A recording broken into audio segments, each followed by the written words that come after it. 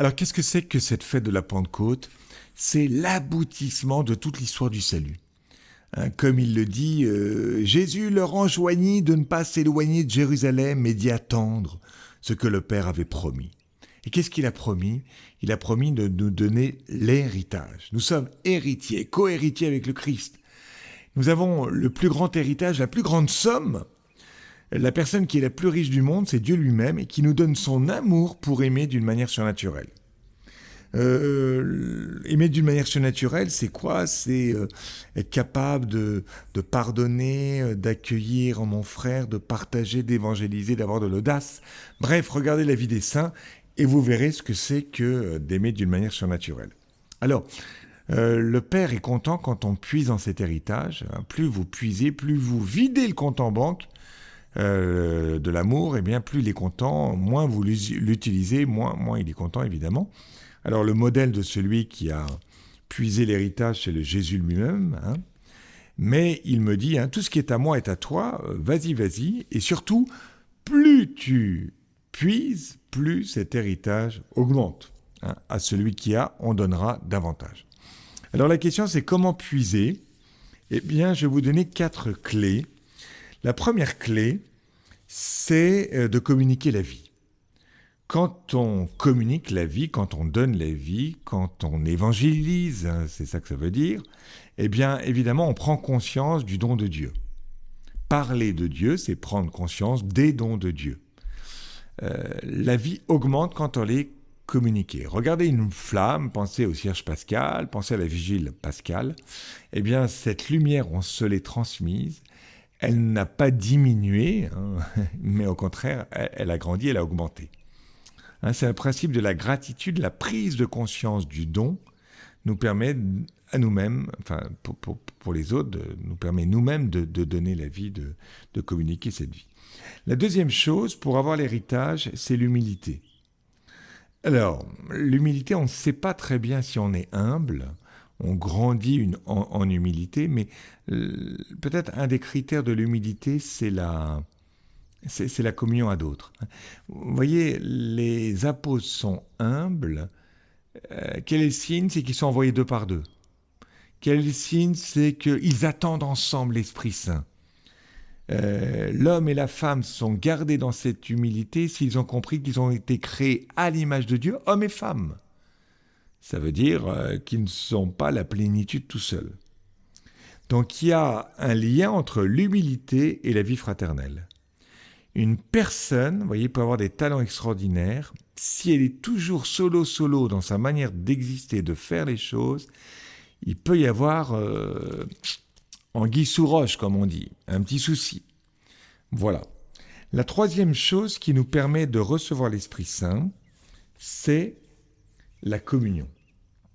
Alors, j'aime bien dire que la communion, ce n'est pas être d'accord sur tout, mais être à l'aise avec nos désaccords. Je le répète, la communion, ce n'est pas être d'accord sur tout, mais être à l'aise avec nos désaccords. Et dire ces désaccords. On peut prier, aimer, être au service de l'Église, même si on n'est pas d'accord sur tout. C'est pas parce que je peux pas faire quelque chose à cause d'un curé limité ou d'un responsable qui ne veut pas trop innover, je ne sais quoi, que je peux rien faire. Et le démon augmente dans l'imaginaire nos désaccords pour nous dire, tu sais, puisque tu peux pas faire ceci, tu peux rien faire. Si Dieu t'interdit un arbre, alors il t'interdit tous les arbres. Non. Nous pouvons être en désaccord et pourtant faire des tas de choses, pas la chose qu'on imaginait peut-être, mais bien d'autres choses. Donc souvent ce qui provoque un désaccord, c'est souvent l'absolutisation d'un moyen. On va dire, là c'est pas négociable, c'est hyper important ceci. Peut-être que ce moyen, cette chose, est pas si importante que ça. Voilà, cette communion, c'est important, il est important de se dire nos désaccords, mais de réfléchir comment on peut travailler, même si sur tel ou tel point, on n'est pas forcément en accord total. Puis la dernière chose, je termine par là, la clé pour être en communion les uns avec les autres, c'est l'union à Dieu.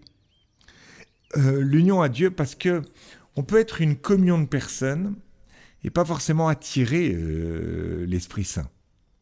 Une bande de bandits qui veulent braquer une banque, qui sont bien en communion, hein, c'est des malfaiteurs, hein, ils sont tous tout à fait d'accord sur ce qu'ils doivent faire, mais ils sont pas du tout en communion les uns avec les autres. Ce qui veut dire qu'un chrétien seul est un chrétien en danger, c'est un peu faux. On peut être avec d'autres et se pervertir complètement.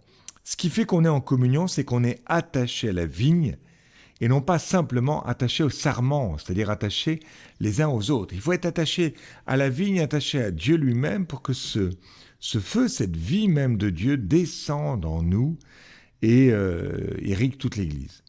Alors, à quoi je vois que je suis attaché à la vigne? C'est difficile de dire que je suis attaché à Dieu. On ne peut pas trop le savoir nous-mêmes. C'est délicat de le demander aux autres. On ne va pas dire, tiens, est-ce que tu penses que vraiment j'aime Dieu? Mais par contre, c'est souvent les autres reconnaissent qu'on n'a pas simplement du pouvoir, mais de l'autorité.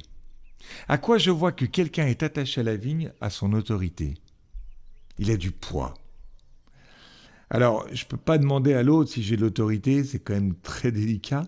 Mais par contre, je peux demander à l'autre s'il trouve que, dans ma manière, en tant que curé par exemple, dans ma manière d'aimer la paroisse, comment je pourrais m'améliorer?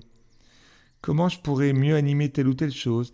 Est-ce que tu aurais un conseil pour perfectionner mes homélies, par exemple? Vous voyez, je peux te demander quelque chose dans mon rapport aux autres, dans mon rapport à Dieu, lui demander un petit secours pour que j'aille plus loin. Voilà, ça s'appelle la correction fraternelle. Et bien à ce moment-là, cette petite correction, ce petit cadeau que l'autre va me faire, un regard extérieur, va peut-être améliorer mon union à Dieu, qui est en même temps union aux autres. Je rappelle les 4 points. Premier point pour accueillir le Seigneur, l'Esprit Saint d'une manière nouvelle, c'est là de communiquer la vie, d'évangéliser, d'être dans la transmission. Le deuxième point, la communion. Le troisième point, c'est l'humilité. Et le quatrième point, c'est l'union à Dieu. Bonne fête de Pentecôte, qu'un de ces 4 points vous mette en route pour accueillir aujourd'hui l'Esprit Saint.